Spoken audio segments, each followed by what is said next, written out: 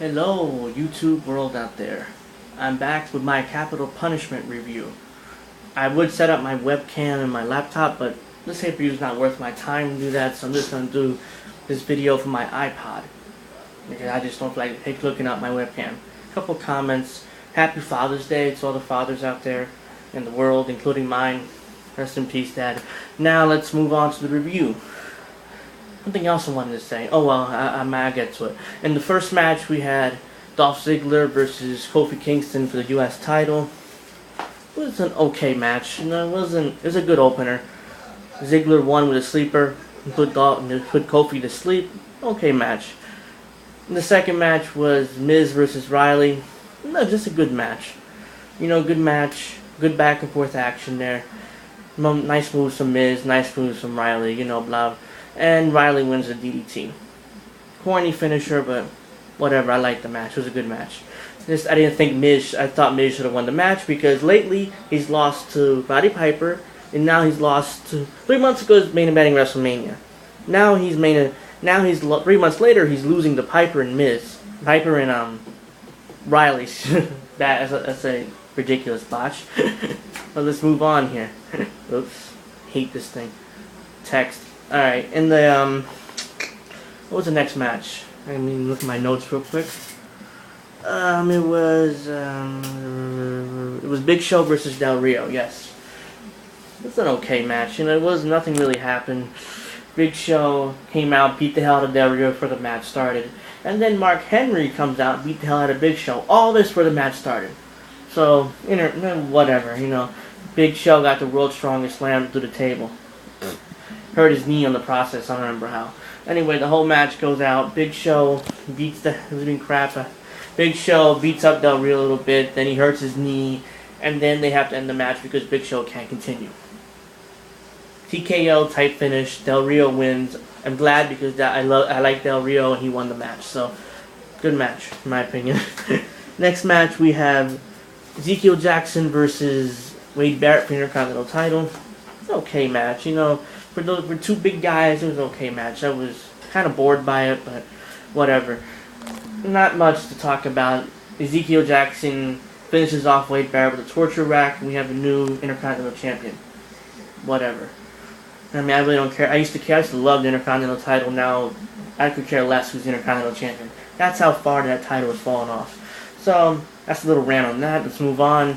Next match, we have Rey Mysterio versus CM Punk.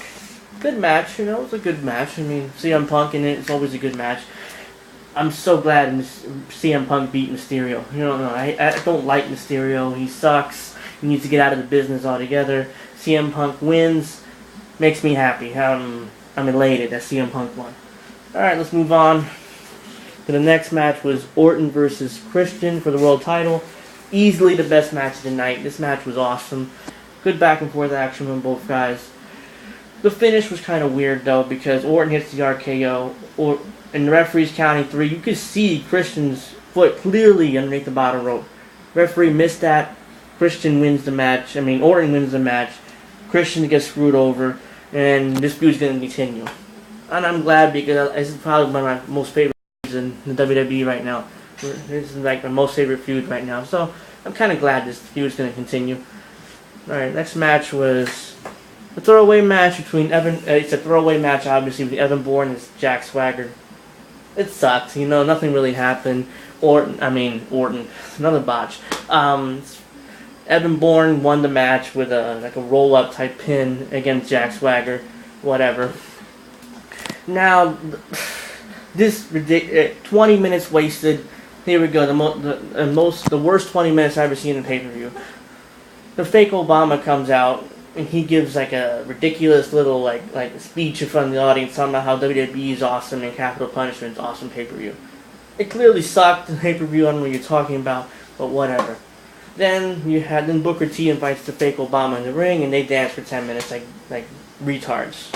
So whatever.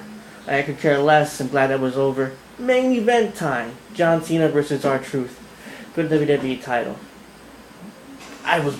This match was like boring as hell. I don't know if I'm the only one who thought that way. This match was fucking boring. It was, nothing really happened. Cena looked Cena sucked as usual.